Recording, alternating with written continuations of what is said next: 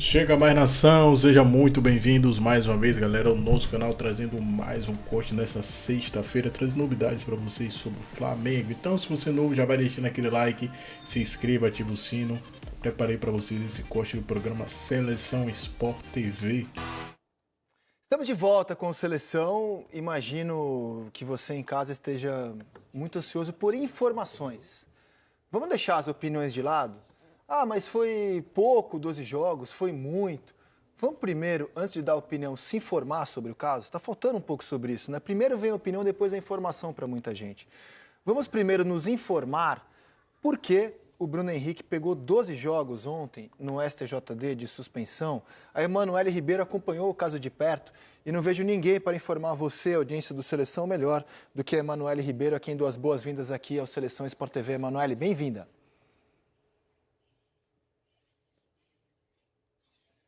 Oi, Rizek, boa tarde para o pessoal aí no estúdio, quem está acompanhando a gente de casa. Bruno Henrique foi julgado ontem, um julgamento extenso no STJD aqui no Rio de Janeiro. Estive lá durante todo o dia, foram quase 8 horas de sessão para chegar a esse veredito. O jogador do Flamengo foi punido com 12 jogos de suspensão e uma multa de R$60 mil. Ele foi denunciado em 3 artigos, Rizek.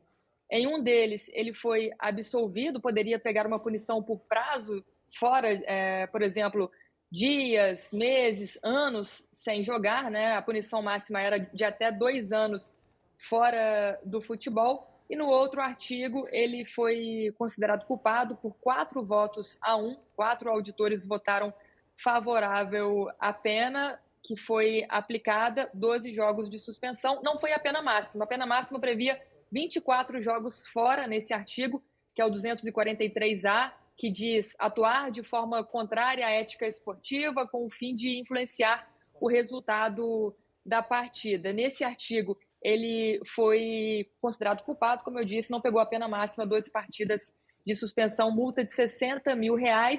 E agora, os próximos passos, o Flamengo já disse que vai recorrer dessa decisão. Esse julgamento aconteceu em primeira instância, agora vai para o pleno do STJD, o Flamengo vai recorrer e, enquanto o recurso não for julgado, o Flamengo também vai entrar com um efeito suspensivo, né? O Bruno Henrique já não poderia jogar, por exemplo, o próximo jogo do Flamengo contra o Juventude, mas o clube já se antecipa, já se movimenta nos bastidores para buscar esse efeito suspensivo, entrar com recurso para que o atacante continue em ação até que um novo julgamento aconteça.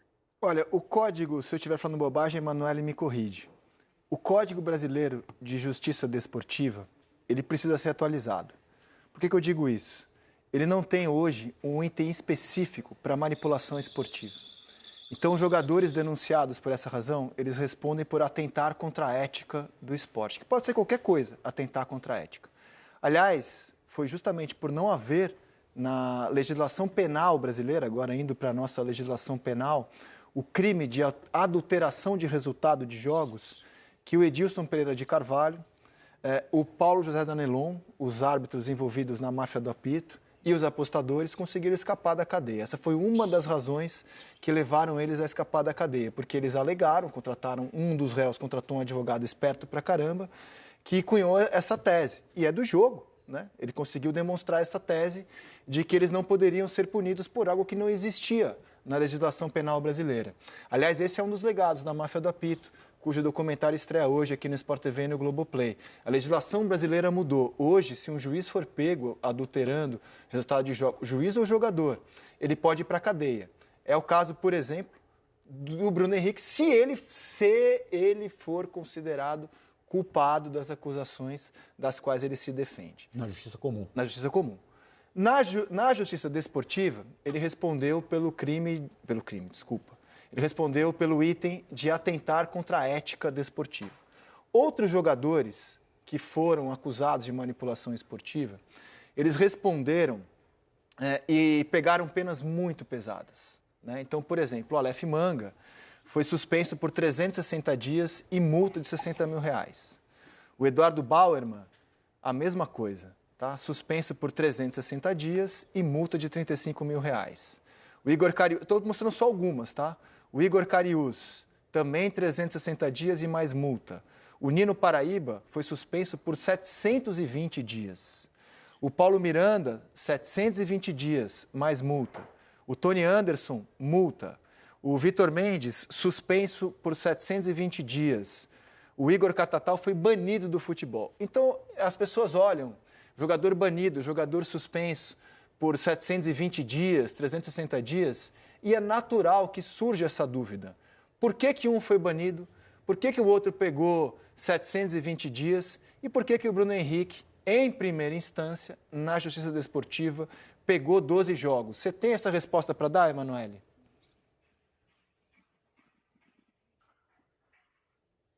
É difícil dar essa resposta de uma forma objetiva, Rizek. O que a gente acompanhou ontem no julgamento, né? Um dos artigos que ele foi também acusado foi no 243, que fala sobre atuar deliberadamente contra o time que defende de forma prejudicial. Os auditores consideraram ele inocente, né? Ele foi absolvido desse artigo. Esse artigo poderia dar para ele uma punição maior de dias, por exemplo, 360 dias, como a gente viu aí, ou até 2 anos, que era a pena máxima. A defesa do Flamengo esteve lá, tanto a defesa do clube quanto a defesa do jogador. O Flamengo se posicionou favorável ao seu atacante, disse que não se sentiu prejudicado. Tinha questão de divulgação de informação privilegiada, né? Só para a gente recapitular o caso, o Bruno Henrique estava sendo acusado de manipular o resultado de 2023, né? Ele forçou um cartão amarelo contra o Santos, essa era a acusação. Ele foi condenado nesse segundo artigo aí, no 243A, e a Polícia Federal, né, no longo inquérito da Polícia Federal, na longa investigação, ela encontrou nos celulares, tanto do irmão dele, o Vander, quanto do Bruno Henrique, conversas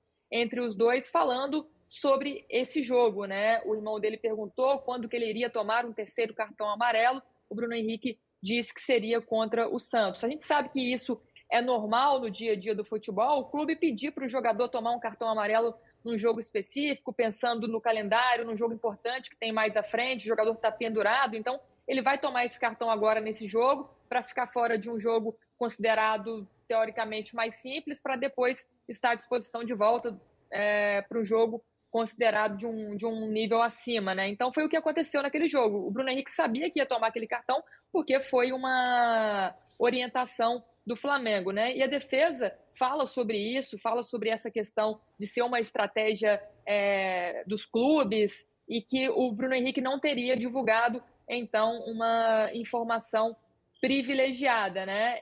Foram 2 partes do julgamento. Numa primeira parte, a defesa pediu a prescrição do processo e, consequentemente, o arquivamento definitivo.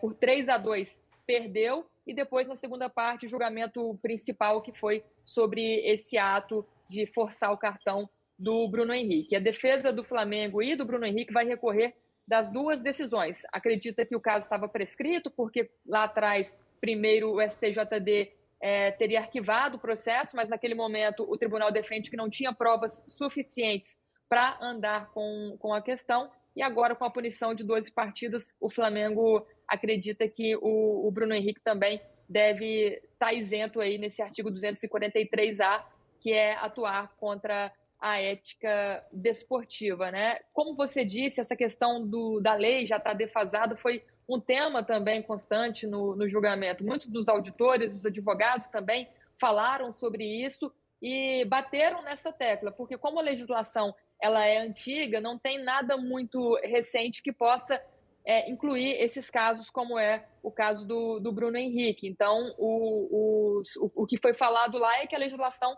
tem que ter uma mudança para abranger isso, que realmente é um assunto que tem que ter uma importância, um combate, mas que nesse momento, pelo que eles entenderam, o Bruno Henrique não se enquadraria no que estava sendo acusado de acordo com a legislação, né?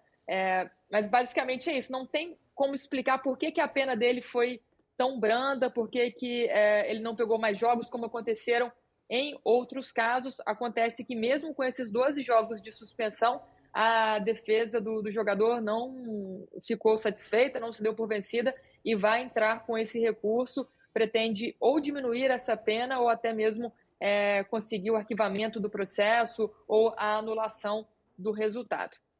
Bom, uma diferença para os demais casos, e aqui eu não estou dando uma opinião, é só uma informação, é que esses outros jogadores foi demonstrado que eles receberam dinheiro e favoreceram máfias de apostadores. O Bruno Henrique, até este momento pelo menos, não tem nada que demonstre que ele agiu a favor do crime organizado, que ele recebeu dinheiro para favorecer o crime organizado. Se isso deve ser ou não atenuante para a pena dele, são outros 500. Estou dando aqui uma informação de uma diferença do caso dele para os demais. A punição de 720 dias para 12 jogos, ela tem uma distância muito grande. E isso cabe aos juízes avaliar o tamanho da pena, que é o que eles estão fazendo até o momento com o Bruno Henrique. Diga, Eric. Não, era exatamente esse tema que eu ia perguntar para a Manu, se essa questão dele não ter levado dinheiro de uma quadrilha, isso foi usado durante o julgamento, e se isso lá ela pôde perceber que serviu de atenuante para o julgamento dele, porque, de fato, são penas muito diferentes, né? Outra diferença também é que o clube do jogador, não sei se a Manu vê assim também, o clube do jogador, dessa vez, por exemplo, os jogadores do Vila Nova, à época da operação desenrolada pelo Ministério Público de Goiás, não respaldaram, né? Foram acusados pelo próprio presidente do clube. Exatamente. Nesse caso, o Flamengo está ao lado. O Flamengo está dizendo, eu não fui lesado, é a opinião do Flamengo. Eu não fui lesado pelo Bruno Henrique. O Flamengo está lutando pela inocência dele. Também é uma diferença do jogador. Se isso é motivo para a punição ser de 12 e a dos outros ser 720, não cabe a mim julgar. Estou apenas trazendo informações para que você em casa faça o próprio julgamento. Agora, uma coisa é verdade, assim, infelizmente, até agora, o Bruno Henrique tem uma mancha na carreira. Porque você ser punido por um caso de manipulação de resultado dentro do esporte é uma mancha na carreira. Se ele conseguir provar a inocência dele, ok, essa mancha será apagada, porque ele ainda tem um caminho longo para percorrer na justiça desportiva e na justiça comum, que são julgamentos que correm em paralelo e são coisas diferentes e são coisas independentes uma coisa da outra. Agora, infelizmente, para a carreira do Bruno Henrique, nesse momento, infelizmente, ele tem uma mancha na carreira dele, que é essa acusação de estar presente num caso de manipulação de resultado, né? E aí, assim, eu não sei se a Manu pode falar se, de fato, essa coisa dele não ter recebido dinheiro, como você falou, isso, de alguma forma, serviu de atenuante ou foi usado no julgamento, né?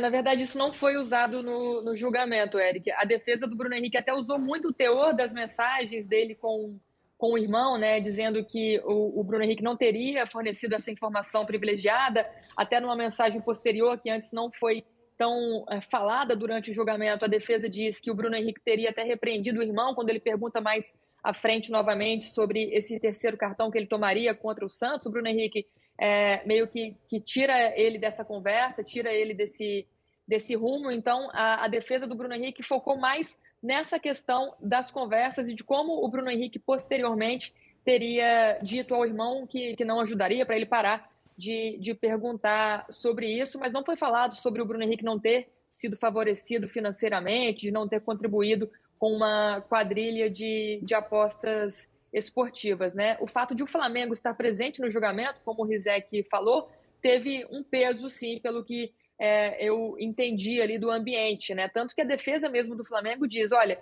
o clube está aqui no tribunal, o clube está dizendo que não se sentiu prejudicado pela atitude do seu atleta, está dizendo que ele não divulgou uma informação privilegiada. Em outros julgamentos, em outros casos, o clube não se posicionou dessa maneira a favor dos seus atletas, e agora o Flamengo está aqui dizendo que está favorável ao Bruno Henrique, de que o Bruno Henrique não prejudicou o Flamengo com essa atitude. Então, o fato de o Flamengo estar ali representado e se posicionando favorável ao seu jogador, acho que isso teve, sim, um peso na decisão dos auditores do tribunal. Emanuele, muito obrigado pela sua participação. Ótimo trabalho nessa sexta-feira e até a próxima.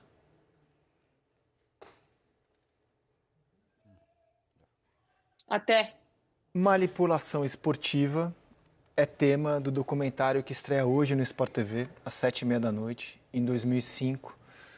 O Brasil faz 20 anos, né? Setembro de 2005, o Brasil foi assombrado por uma reportagem da revista Veja, minha e da Thaís Oyama. A gente contava ao Brasil inteiro que tinha 2 juízes roubando o jogo de futebol no Brasil, aliciados por uma máfia de apostadores.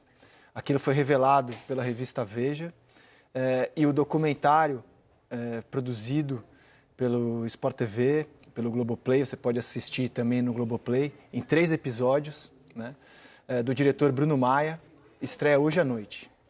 Eu quero rodar uma chamada para vocês, um pouquinho, um aperitivo do que vocês poderão ver hoje à noite e falar um pouco deste material de primeira qualidade que o canal exibe hoje à noite. Dá uma olhada. No caso do Bruno Henrique, punido com 12 jogos de suspensão pelo STJD e mais uma multa de R$60 mil. É complicado a gente avaliar, assim, essa parte jurídica, né? Poxa, foi justo, não foi justo, ainda cabe recurso, mas te surpreendeu, Vene, essa sentença? Eu acho que quando fala em banir do futebol, acho muito duro. Eu tenho uma certa dificuldade para avaliar. 12 jogos é muito, pouco. Qual é a sua visão? Você ficou surpreso, esperava uma situação pior, melhor? Vamos lá, Flavinho. Acho que banir do futebol ninguém imaginava isso, porque não era uma das penas. A pena máxima era até 2 anos, 720 dias. E no artigo Mas aí, para um cara que está em final de carreira com a idade, 720 dias é praticamente... né? Enfim, era a pena máxima. Exatamente. Certo. Mas assim, querendo ou não, ele teria a chance de retornar à carreira dele se ele tomasse a suspensão máxima de 2 dias. Dentro do artigo que ele foi denunciado, ele acabou pegando a pena mínima, que era 12 jogos a pena mínima e 24 jogos a pena máxima. E ele acabou pegando a pena mínima. Eu vou ser bem sincero, eu como leigo, eu imaginava algo mais firme, uma pena maior. Mas depois que eu converso com as pessoas que entendem do assunto, advogados, você começa a entender que não foi nenhum absurdo. Dentro daquele artigo que ele foi denunciado, ele acabou pegando a pena mínima. E ponto. É isso. Não tem como eu chegar aqui na frente das câmeras e falar assim, foi injusto, foi justo. Quem sou eu para dizer isso? Primeiro, eu não sou advogado. Eu sou um jornalista esportivo que eu procuro informações, procuro entender o máximo possível para chegar aqui na frente das câmeras e comentar. Agora, o que eu tenho de informação o Flamengo não gostou nem um pouco, tanto é que vai recorrer e vai tentar ter uma pena menor, ou melhor, não ter pena, né? Porque, assim, muitas pessoas precisam entender isso. Vene, se o Flamengo recorrer a essa decisão do STJD, a pena pode aumentar? Não. Se o Flamengo recorrer, não. Mas se a Procuradoria recorrer, a pena pode aumentar. E como o Flamengo sabe que a Procuradoria vai recorrer, porque eles já falaram isso lá após a audiência no STJD, o Flamengo também vai recorrer. Até para ser uma forma de se defender, sabe? Então, assim, muita coisa ainda vai acontecer, como você bem mencionou na nossa transição, ainda tem pedido de efeito suspensivo. Então, de fato, nesse momento, ele vai cumprir os 12 jogos no Campeonato Brasileiro. Tá, você que jogou dentro de campo, viveu esse lado do jogador, quando você escuta um caso desse, de uma possível punição que pode praticamente acabar com a carreira do jogador, quando você vê um cara como o Bruno Henrique, que tem até uma ficha assim limpa, né, dentro do futebol, você fica mais com pena assim do jogador, se colocando no lugar dele, ele vai se prejudicar, acabou que ele quis ajudar um primo, tá errado, ninguém tá falando aqui que o Bruno Henrique acertou. Mas às vezes você fica pensando no lado pessoal também do atleta, Flavinho, acaba antes tendo do a carreira comentar, abreviada. eu só posso trazer só mais uma informação que eu acabei esquecendo. Fala. O que um advogado me explicou foi o seguinte, Vene, apesar dos indícios, ali no processo não tem nenhuma prova cabal que de fato o Bruno Henrique cometeu crime, sabe? Então não tem nenhuma prova contra o Bruno Henrique, tem indícios, que na parte da justiça é totalmente diferente. Ter algo cabal e ter indício. Então é só para as pessoas entenderem a diferença um pouquinho. Desculpa, e aí, Tartá, como é que você vê esse caso? Assim? Você vê o lado do jogador, se coloca na posição do cara, mas tem que ter punição. Tá errado o que ele fez, né? Sem sombra de Os dúvida. indícios mostram, né? Os indícios mostram, né, que ele realmente cometeu algum delito, né, dentro disso, dessa situação, dessa questão. E tá aí sendo julgado, né? A justiça está tentando buscar fazer a justiça, né, a parte que ele cabe. Agora, a minha parte, como ex-jogador, a gente fica triste, né? Não somente com o Bruno Henrique, mas entre outros jogadores também, que a gente vê tendo esse tipo de problema, esse tipo de questão. Muitos jogadores brasileiros, né, nesse formato, tendo esse tipo de problema, tendo essas acusações, alguns já conseguiram se livrar delas, outros foram punidos, outros foram banidos, Mas foi uma mudança que houve dentro do futebol e isso vem acontecendo do time menor ao time maior. Então a gente fica triste, mas a gente pede para que tenha realmente uma correção, porque o futebol não merece isso, né? Então que possa ter um final feliz aí para o Bruno Henrique. É lógico, é um jogador que todo mundo gosta, né? Um cara que eu não sou amigo pessoal, mas já busquei informações e todo mundo só fala bem, todo mundo só elogia ele. A gente vê que é um cara super humilde, né? Então que banido não seja. 12 jogos também é bastante coisa, mas eu acho que se for uma forma de correção, que pare por aí, que não aumente ainda mais essa pena. Tá bom por aí, né? Mas tem que dar um exemplo, senão virar bagunça também. A gente vai fazer uma rápida parada aqui no SBT Esportes Ritual. Trazendo aqui mais notícias para vocês sobre o Flamengo, né? O mercado da bola a gente sabe que a janela já fechou, mas a bomba da vez que a gente está analisando aí, o portal Bola VIP postou esportes. O portal UOL também postou, acabou de postar. E também tem até postado o Corinthians aí, Corintianos TV postou também. Flamengo planeja a contratação do atacante Marco Leonardo para a temporada 2026. Flamengo já começa a traçar seus planos para a temporada 2026 e tem como seu principal alvo um dos principais talentos do futebol brasileiro, Marcos Leonardo, o atacante revelado pelo Santos. E está aí com sua carreira em ascensão, né? Diretoria rubro-negra entende que o elenco precisa de renovação, visto agora, né? O Flamengo só tem um centroavante, se trata de Pedro.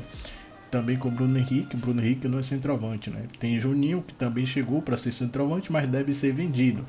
Então o Flamengo deve vender Cebolinha, deve vender Michael e também achar um empréstimo aí de Juninho, né? Que não deu muito bem sua passagem. Está chegando ao fim na camisa do Flamengo. Então o Flamengo já está planejando aí a temporada 2026. Então nos bastidores, os dirigentes acreditam que contar com o atacante a partir de 2026 seria um movimento estratégico, não apenas para fortalecer o elenco, mas também para manter o Flamengo competitivo em todas as competições à frente, tanto no cenário nacional quanto internacional, né? Então o Flamengo já está visando aí a temporada 2026, se tratando aí de um atacante, né? Um camisa 9 aí que viria para ser talvez reserva para brigar aí com Pedro, um jovem de apenas 21 anos de idade, né? Pedro já tem na cara dos seus 28. Então o Marcos Leonardo está na Arábia Saudita, né? Ex-clube aí de Jorge Jesus e Neymar também, né? Então tá tendo impasse, ele deu um impasse, tanto que ele agora está na justiça, tentando acionar a justiça aí, porque não foi liberado, né? Pra sair do Al Nassr aí.